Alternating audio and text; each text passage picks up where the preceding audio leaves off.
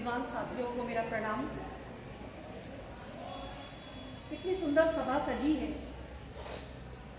और अपने विद्वान साथियों के जो विचार सुनकर जो आज हर्ष मन में उत्पन्न हो रहा है वो असीम। मैं अपने विषय को प्रारंभ करती हूँ।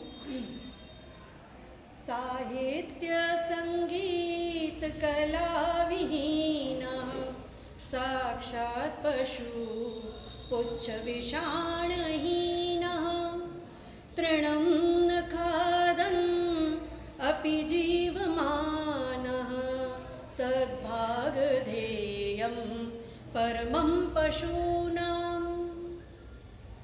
भर्तृहरि जी ने यह मुक्तक कितने वर्षों पहले लिखा। एक मुक्तक में पूरी कहानी कह दी कि जिस मानव के जीवन में साहित्य, संगीत, कला नहीं है उसे पूंछ और सींगों के बिना हम पशुवत ही मानते। पशुओं का परम भाग्य है कि वे तिनके नहीं खाते, अन्यथा शायद पशुओं को चारा भी नहीं मिलता। मानव की सुंदरतम अभिव्यक्ति कला और संगीत के माध्यम से आदि मानव ने भी सबसे पहले भाषा के विकास से पहले कलाओं का विकास किया, अपनी अभिव्यक्ति कलाओं के रूप में अभिव्यक्त की। भीमबेटका की गुफाएं इसका प्रमाण है। मानव सबसे पहले संगीत से परिचित होता है, माँ की लोरी सुनकर आनंदित हो जाता है। रोता हुआ बच्चा भी जब माँ की लोरी सुनता है तो आनंदित होकर एक शयन की एक गंभीर अवस्था में पहुंचता है। संगीत के बिना मानव नहीं और मानव के बिना संगीत नहीं। कलाएं हमें जीवंतता सिखाती हैं, कलाएं हमें बताती हैं कि हम जीवित हैं।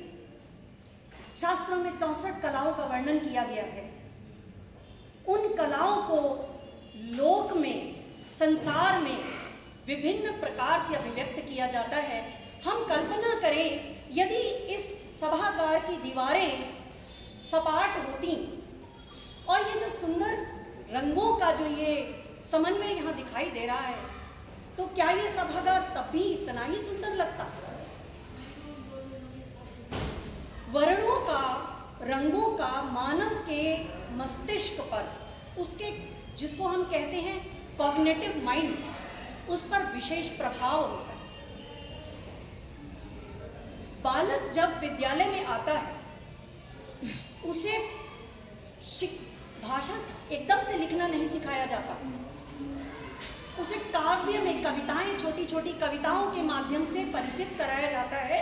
उसके पाठ्यक्रम से, भाषा से बच्चे को पहले रंग दिए जाते हैं कि आप अपनी कॉपी में रंग भरिए। वो वर्णों से, उन कलाओं से सबसे पहले परिचित होता है, तत्पश्चात वो अपनी औपचारिक शिक्षा में प्रवेश करता है।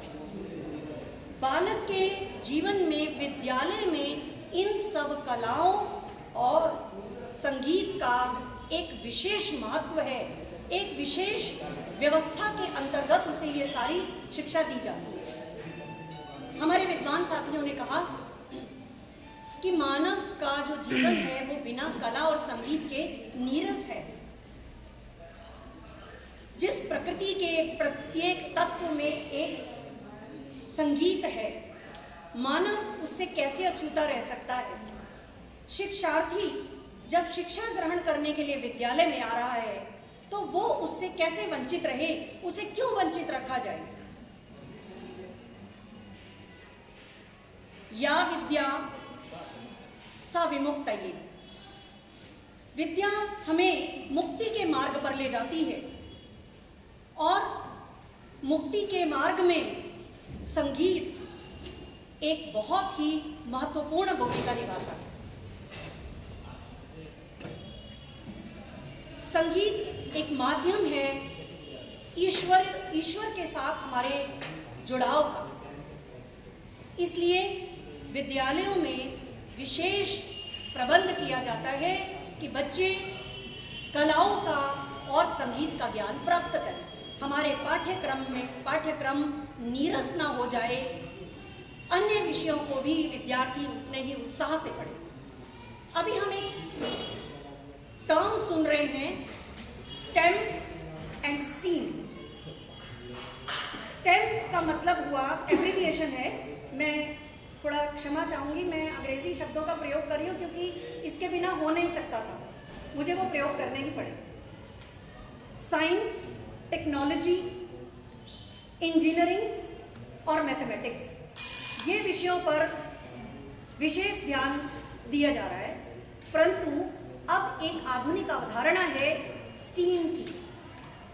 साइंस, टेक्नोलॉजी, इंजीनियरिंग, आर्ट और मैथमेटिक्स, कला समेत शिक्षा, इसका विशेष प्रबंध किया जा रहा है, क्योंकि हमारे वैज्ञानिक भी मानते हैं कि जब व्यक्ति कला के रूप में प्रदर्शन करता है, यानी जब वो आर्ट सीखता है, कला सीखता है, संगीत गाता है, तो उसका जो दायां मस्तिष्क है वो सक्रिय हो जाता है।